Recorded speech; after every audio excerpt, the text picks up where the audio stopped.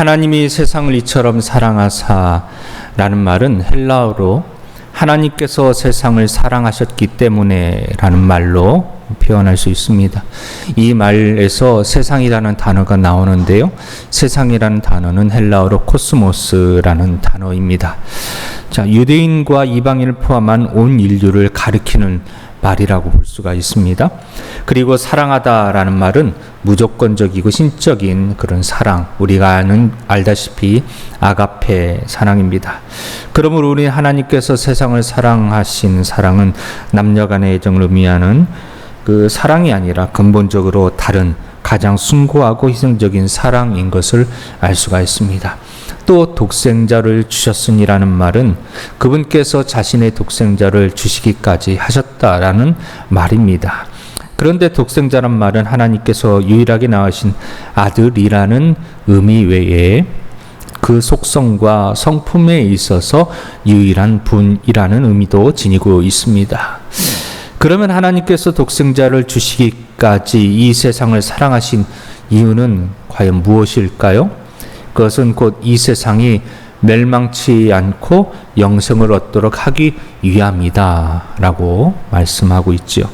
그러나 그 같은 영생은 아무에게나 주어지는 것은 아닙니다. 이 영생을 얻는 데는 요구되어지는 것이 있습니다. 그것은 곧 예수 그리스도를 믿는 믿음입니다.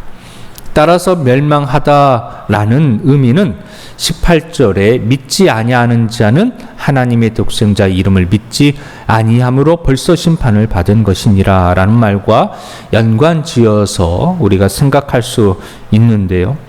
하지만 누구든지 예수를 믿기만 하면 멸망하지 않고 영생을 얻게 된다는 말씀은 참 은혜롭고 놀라운 구원의 진리의 말씀이 되는 것입니다.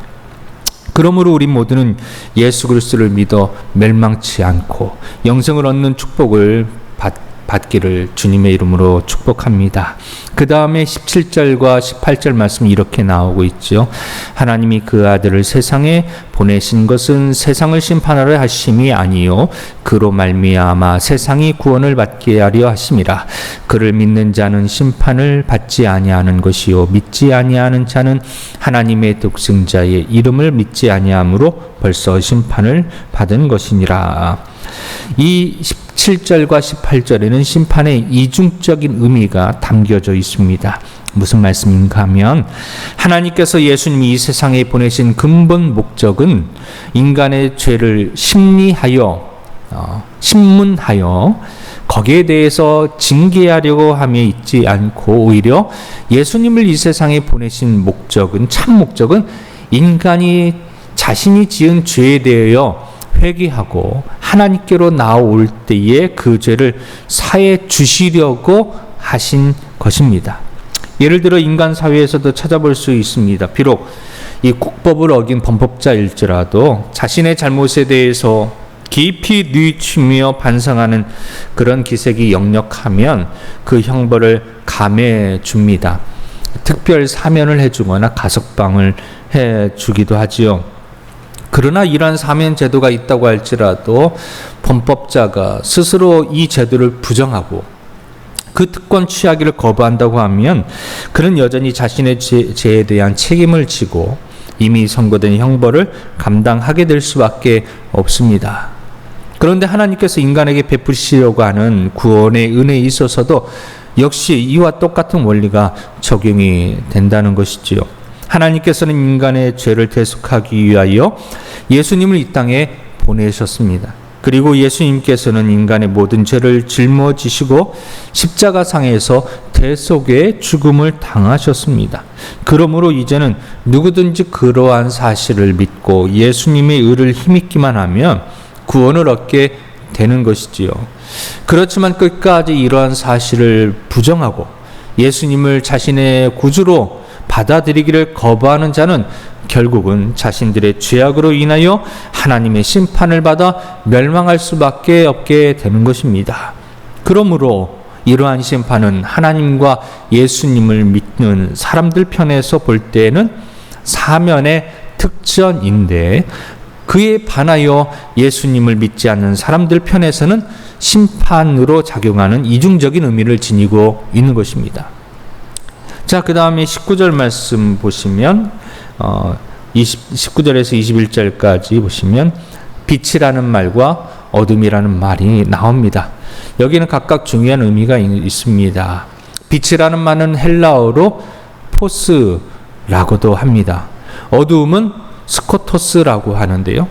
자, 지금 이 사도 요한은 요한복음을 기록할 때에 유대인들만을 위해서 기록한 것이 아니라 이방인들에게도 유대인에게도 모두에게 이 말씀이 잘 전달되기 위해서 기록되어졌습니다.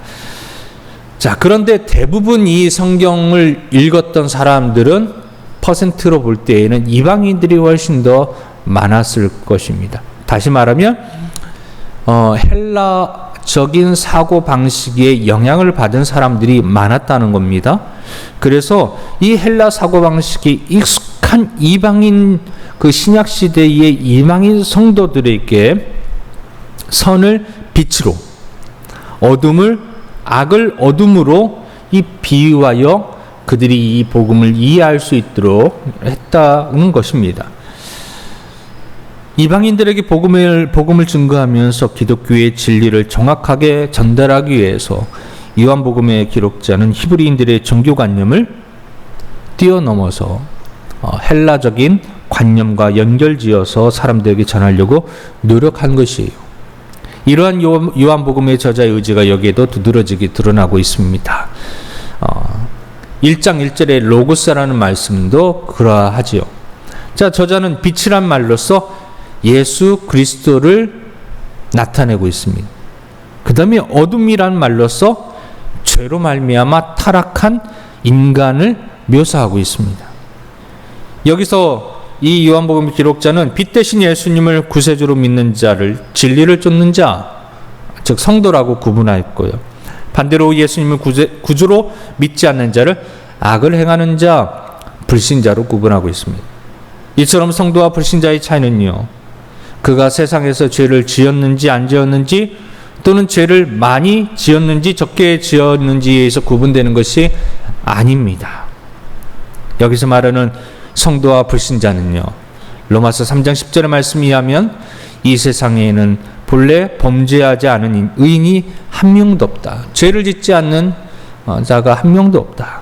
요한일서 1장 10절에서도 만일 누구라도 범죄하지 아니하였다면 하나님께서 거짓말하는 자가 되기 때문이다 라고 말씀하시면서 오늘 우리에게 이 세상에 있는 모든 사람들은 예수 그리스도로 인하여서 빛 가운데로 들어와야 됨을 이 말씀을 통하여서 복음을 증거하고 있습니다. 자, 오늘도 우리가 죄를 많이 졌느냐 적게 졌느냐 그것을 따질 필요가 없습니다. 50보 100보입니다. 죄는 하나라도 지으면 죄인입니다. 하나님 편에서는 똑같은 죄인이죠. 그러나 우리는 이 땅에서 나는 그래도 덜 죄를 지었다, 나는 덜 나쁘다, 네가 더 나쁘다, 사실 아무런 의미가 없습니다. 그런데 우리는 어리석게도 그렇게 판단합니다. 또 이 땅에서 우리가 더 착한 일을 많이 했다, 너보다 더 많이 내가 훌륭한 일을 많이 했다, 공로를 내세웁니다. 사실 의미가 없습니다. 하나님 앞에 가서는 그 공로는 아무 소용이 없고 오직 예수 그리스도를 믿는 그 믿음으로 심판을 받는 것이지요. 오늘도 예수님을 따라가면 가장 훌륭하게, 가장 복되게, 가장 아름답게 사는 것입니다. 오늘도 예수님과 동행하며 살아가는 하루가 되기를 위하여서 이 시간 기도하면 좋겠습니다.